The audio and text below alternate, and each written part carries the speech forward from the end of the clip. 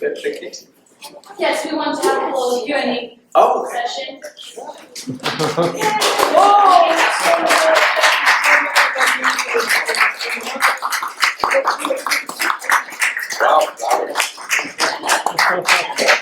thank you.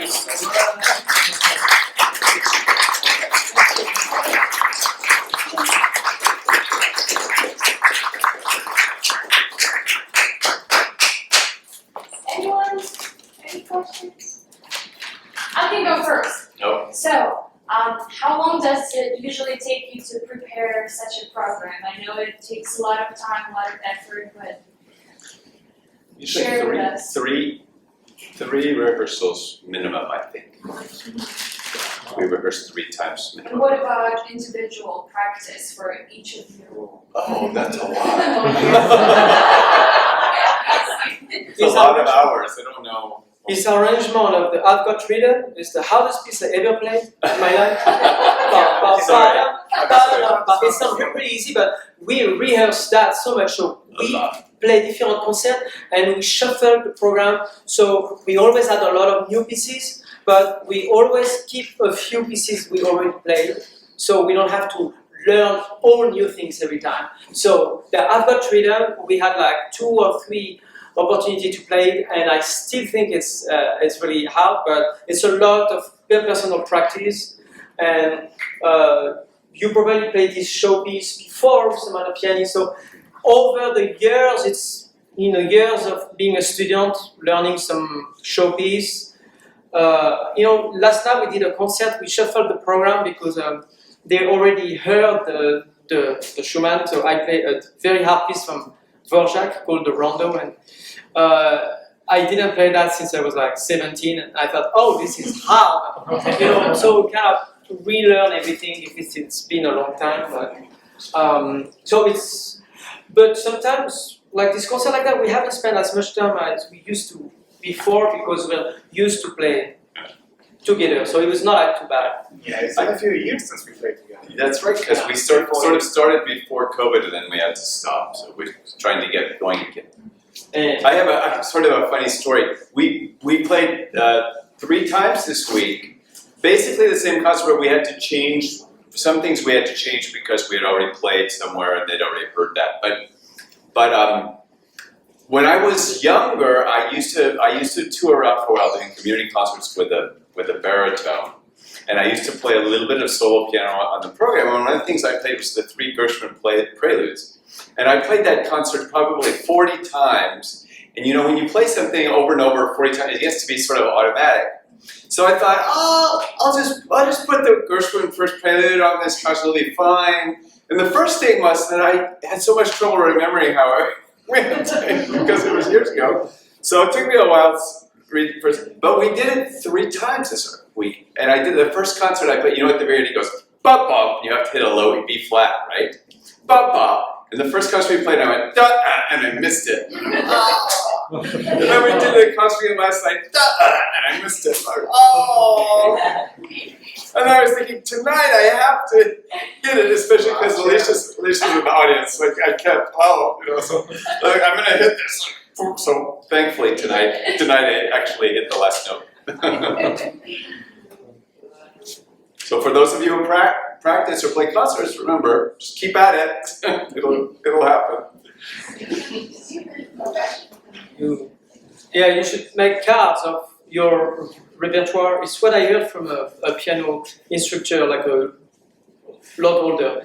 She said me like, you write the piece you have learned under your bed, and then over the years, and then you kind of shuffle cards, and then you try to do a concert, and you pick up, you don't look, you pick up, I play that, and then I play that, and then you picked what you already played, and then you add just one piece every time, add a new piece.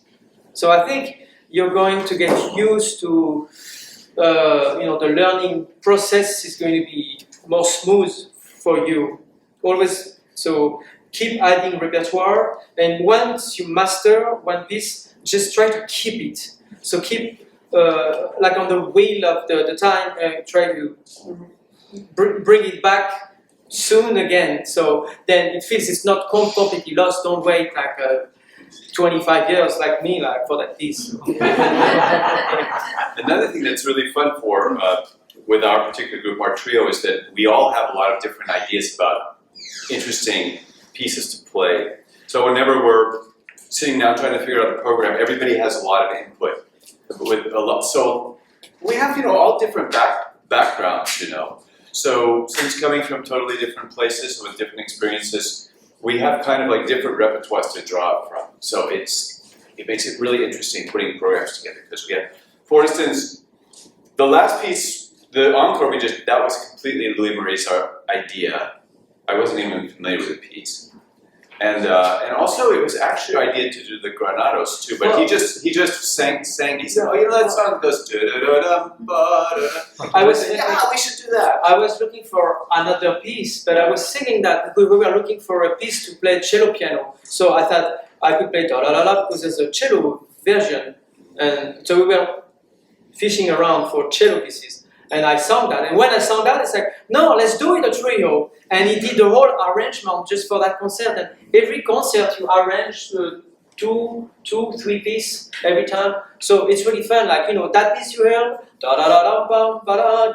It's a version you never heard before, and I thought it was really cool. And I've got rhythm. Yeah. Sorry, Chavdar, I have something to. Oh, it's just pure fun to play with you guys. Yeah. So, It's really, I'm really telling great all my fun. students, I see so many of you tonight. Just pick a few classmates and make a trio or quartet and just enjoy it. Chamber music is great. Mm. It really is the best. Well, for me personally.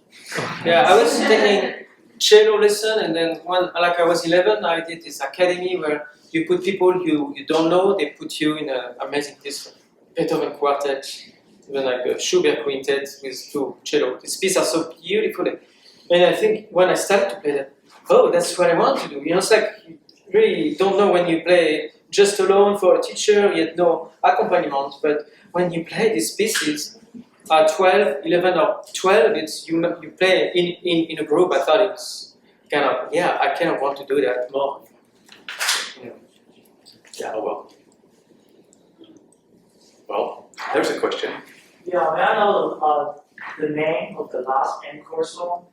Yeah, it's called Por una cabeza, for a head. It's by a man named Carlos Gardel, Argentinian composer.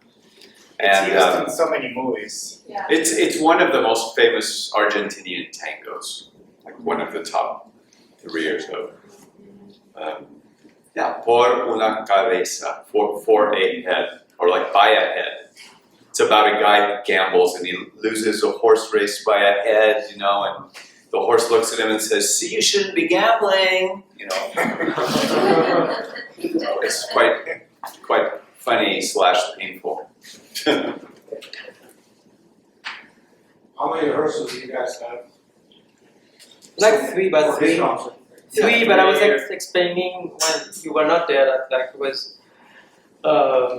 We rehearsed a lot, some of the piece for other concerts, and it's sort of just refreshing.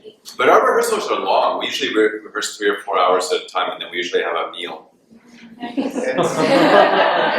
With these two, Yeah, when we know, when we know there's a nice meal. And sometimes during the rehearsal, I think they're not going to be friends afterwards, but it always works out. I just stay out of it. It's extremely high quality, I think. So. Well, thank you. Thank you very much. Thank you. Oh, one more question. So you mentioned about your made a mistake during your performance. Yeah. So that happens a lot of time for young kids when they do recital, Yeah. make mistakes. What is the best way to handle that? The best way to handle it is to try to forgive yourself and practice more so you don't make the same mistake. But the thing is that it's part of life.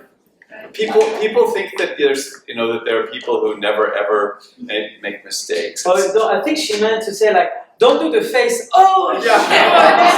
just Actually, pretend. and Pretend actually- nothing happened. Actually, Just I smile, make smile. a face. It's a terrible habit. I do make a face, right? But don't make a face if you make a mistake. Just smile. But it's Yeah. kind of hard when inside you're suffering so much. It's kind of. Yes. How long do you play when you were 8 years old? How long did I play when I was 8 years old? You mean how many hours a day? Yeah. Oh man, not enough. Not enough. If you're 8 years old, don't go more than 45 minutes. You don't need more than that when you're 8. When So you're 10, you can go to an hour, and then when you're older, you can go more than I probably did it half an hour. Yeah, but be Not consistent. enough. so Don't slack too much. I didn't start cello yet at 8. I only studied at 9. But I was doing classical ballet. At 8. I was, and then I feel like they pushed me, like my mom, she because she's a ballerina and she wanted to push me. So she said to the mom of my best friend, "Hey, tell your son that they can do ballet together." So then we got motivated because my best friend was doing ballet, and then then he flaked out after 3 months, and then I went on for 3 more months, and I was like, like I'm the only guy there, so I'm. I just quit. I just didn't. I just quit, and then I did a cello next year. But anyway, around 9, maybe, I think 30 minutes. You start 30 minutes, but the trick I think is regularity. You have a rhythm. You always have. I would say a routine, like a routine. Just do every day the routine. Yeah, every day is important. And even you have some bad days, you have some good days, and if something you feel discouraging, you're not in a good mood, just try to go through it and wait for the better day. But do the same thing because it's very long game, Yeah. Yeah. Okay, thank you very Thank you, much. guys. We had a lot of